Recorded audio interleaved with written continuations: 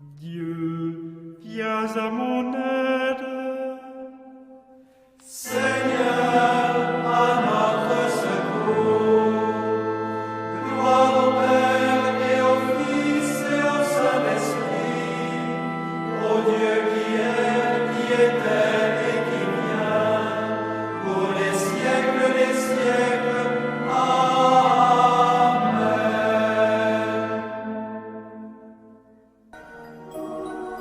L'ange du Seigneur apporta l'annonce à Marie.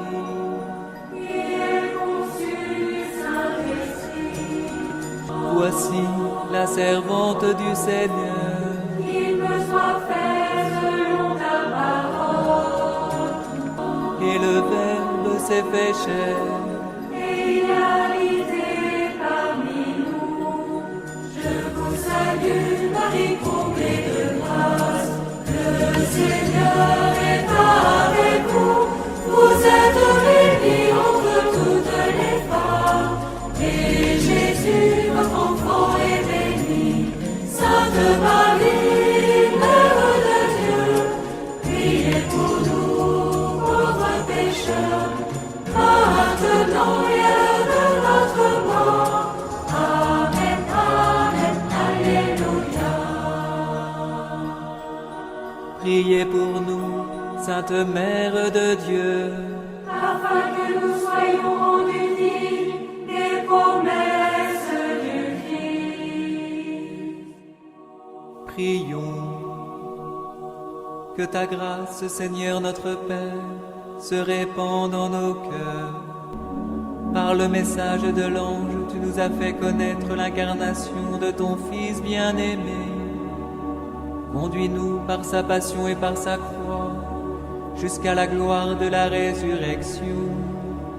Par Jésus, le Christ, notre Seigneur.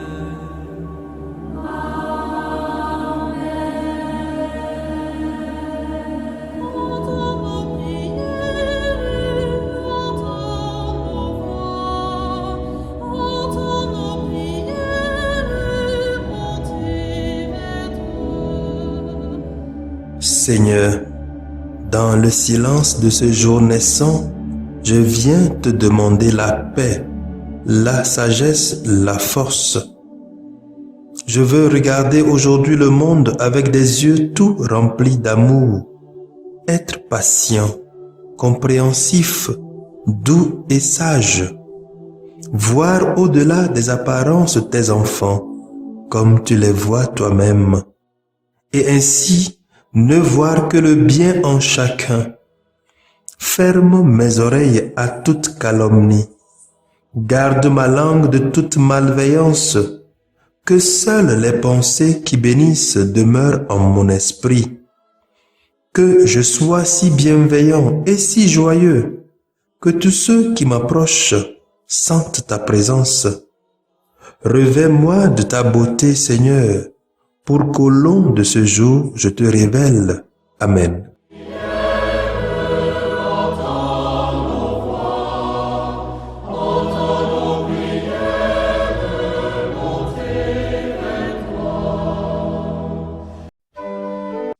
Abonnez-vous à notre chaîne YouTube et cliquez la cloche de notification pour recevoir nos prochaines vidéos.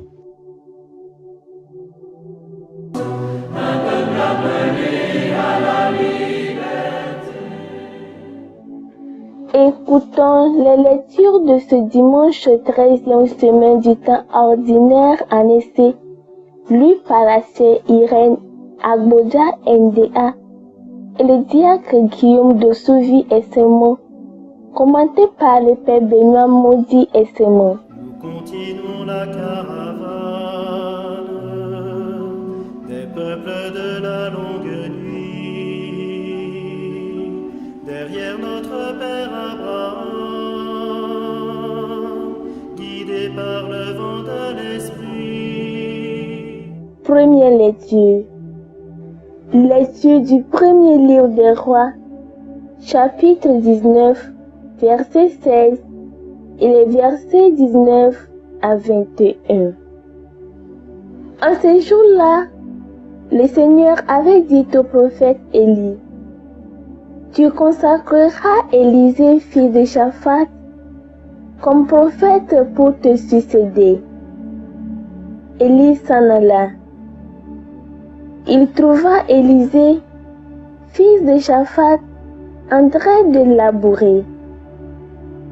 Il avait à labourer 12 arpents et il en était au 12e. Il y passa près de lui et jeta vers lui son manteau.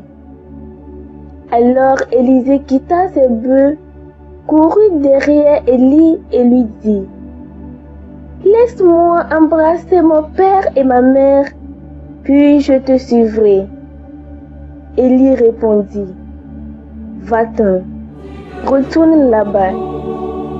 Je n'ai rien fait. » Alors Élisée s'en retourna, mais il prit la paire de bœufs pour les immoler, les fit cuire avec le bois de l'attelage et les donna à manger aux gens. Puis il se leva, partit à la suite d'Élie et se mit à son service. Parole du Seigneur, nous rendons grâce à Dieu.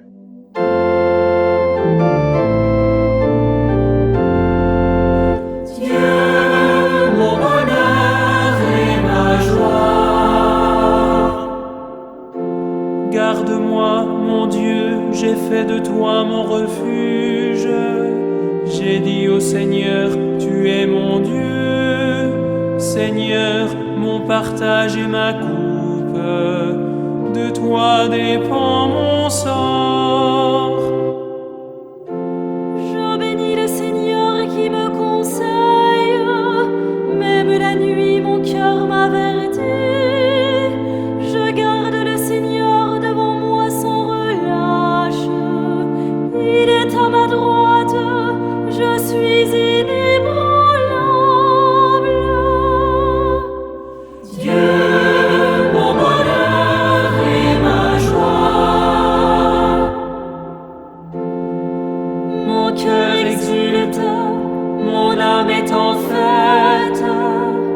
Ma chair elle-même repose en confiance. Tu ne peux m'abandonner à la mort, ni laisser ton ami voir la corruption.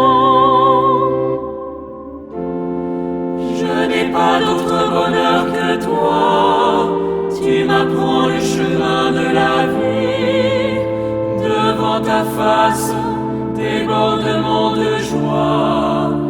À ta droite, éternité de délices. Dieu, mon bonheur et ma joie. Deuxième lecture. Lecture de la lettre de Saint Paul apôtre aux Galates.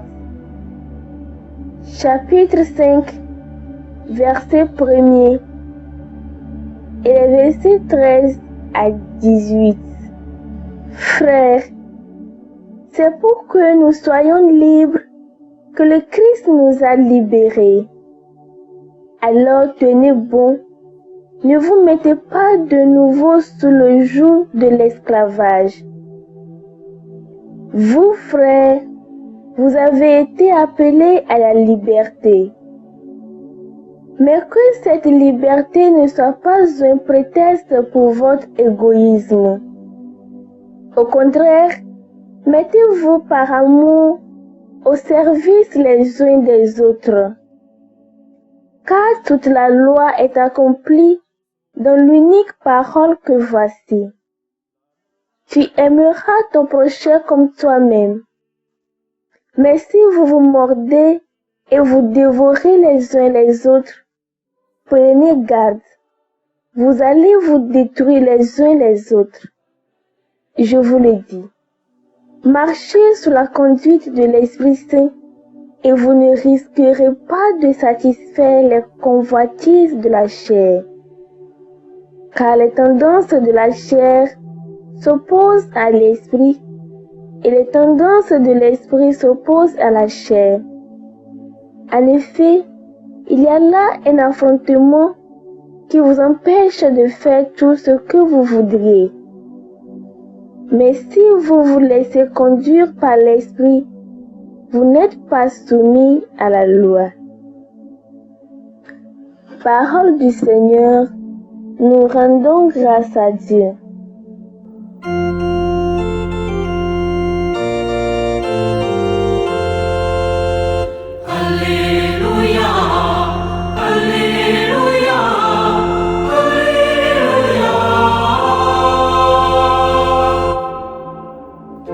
Parle, Seigneur, ton serviteur écoute. Tu as les paroles de la vie éternelle. Alléluia, Alléluia, Alléluia. Le Seigneur soit avec vous et avec votre esprit. Évangile de Jésus-Christ selon Saint Luc. Gloire à toi, Seigneur. Luc chapitre 9, les versets 51 à 62. Comme s'accomplissait le temps où il allait être enlevé au ciel, Jésus, le visage déterminé, prit la route de Jérusalem. Il envoya en avant de lui des messagers. Ceux-ci se mirent en route et entrèrent dans un village de Samaritains pour préparer sa venue. Mais on refusa de le recevoir parce qu'il se dirigeait vers Jérusalem. Voyant cela, les disciples Jacques et Jean dirent : « Seigneur, veux-tu que nous ordonnions qu'un feu tombe du ciel et les détruise ?» Mais Jésus se retournant les réprimanda. Puis ils partirent pour un autre village. En cours de route, un homme dit à Jésus : « Je te suivrai partout où tu iras. » Jésus lui déclara : « Les renards ont des terriers, les oiseaux du ciel ont des nids, mais le Fils de l'homme n'a pas d'endroit où reposer la tête. » Il dit à un autre : « Suis-moi. » L'homme répondit : « Seigneur, permets-moi d'aller d'abord enterrer mon père. » Mais Jésus répliqua : « Laisse les morts enterrer leurs morts. Toi, pars et annonce le règne de Dieu. » Un autre encore lui dit : « Je te suivrai, Seigneur, mais laisse-moi d'abord faire mes adieux aux gens de ma maison. » Jésus lui répondit : « Quiconque met la main à la charrue, puis regarde en arrière, n'est pas fait pour le royaume de Dieu. » Acclamons la parole de Dieu.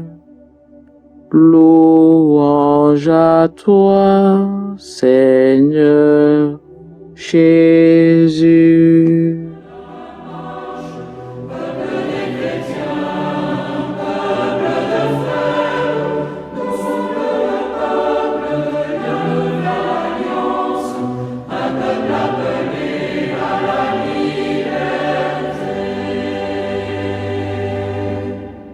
Tu aimeras le Seigneur ton Dieu de tout ton cœur et tu auras la vie.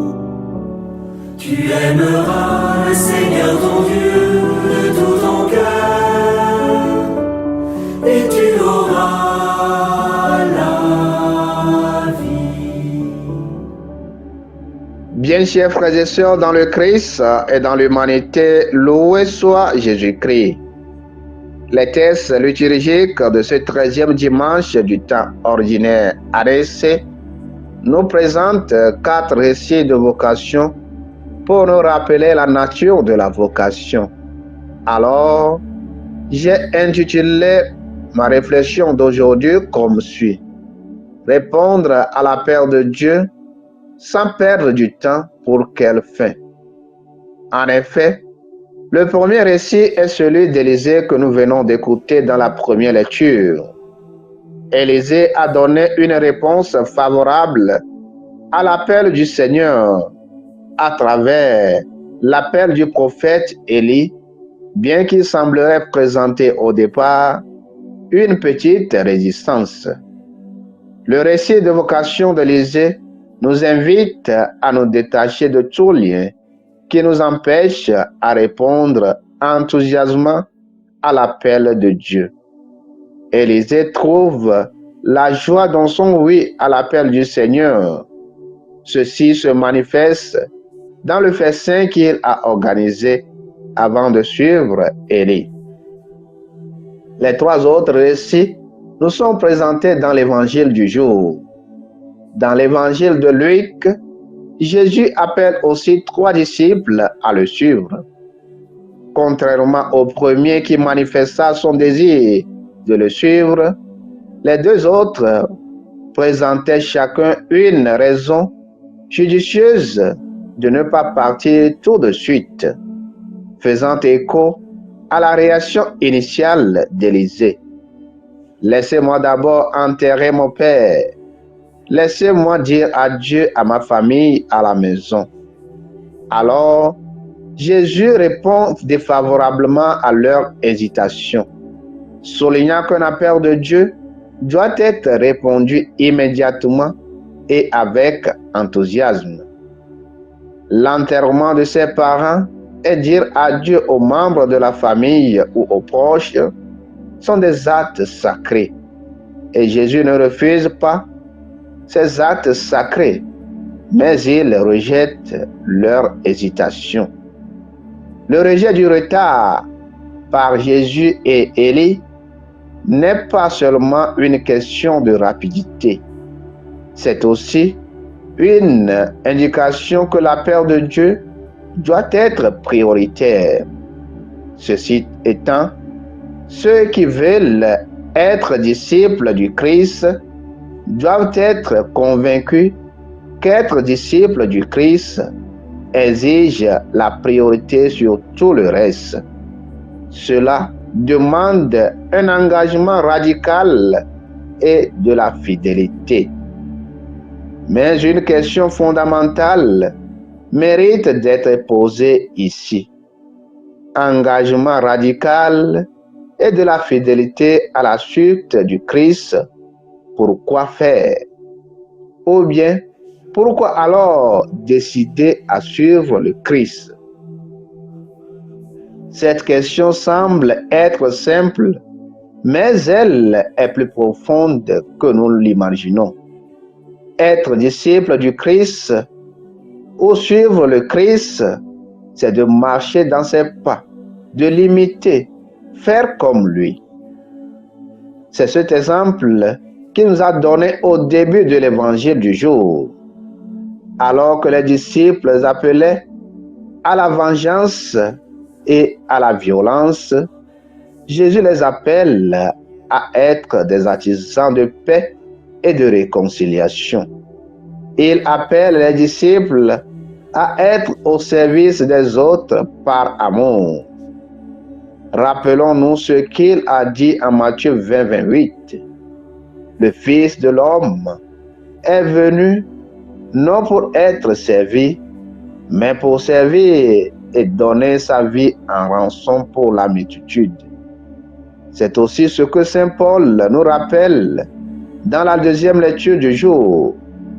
Frères, vous avez été appelés à la liberté, mais que cette liberté ne soit pas un prétexte pour votre égoïsme, mais au contraire, mettez-vous par amour au service les uns des autres. Bien-aimés du Seigneur, nous sommes tous appelés à suivre le Christ. Quelle que soit notre réponse à cet appel, l'essentiel à présent est: que faisons-nous de cette réponse à l'appel de Dieu? Quel est notre rôle, notre engagement comme chrétiens dans l'Église? Ici, la tentation est grande. Nous pouvons nous enorgueillir que nous sommes prêtres, religieuses ou consacrés. père ou mère de famille, marié dans l'Église légalement, ou bien je suis responsable de telle association ou tel mouvement, ou je fais ceci ou cela dans l'Église. Mais la grande question reste, suis-je au service de mes frères et sœurs par amour? Suis-je promoteur de la paix et de la réconciliation là où je suis? Rappelons-nous, notre devoir et pouvoir comme disciples du Christ n'est pas pour écraser ou détruire les autres, mais pour servir avec amour et travailler pour l'unité. Sans cela, nous ne pouvons pas clamer que nous sommes des vrais disciples du Christ, mais au contraire, nous restons sous le poids de l'esclavage. Oui, celui qui rencontre le Christ dans sa vie, une seule chose est et doit être importante pour lui, c'est d'accomplir la mission qu'il nous a confiée, être dispensateur de l'amour du Christ là où nous sommes. Bien chers frères et sœurs, prions pour que le Seigneur nous donne la grâce de répondre à son appel avec enthousiasme et d'être des dispensateurs de son amour là où nous sommes. Amen.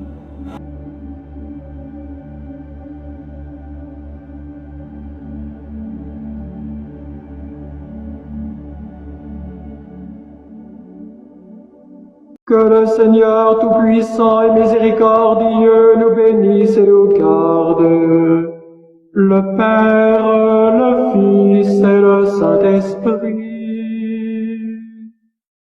Amen. Bénissons le Seigneur.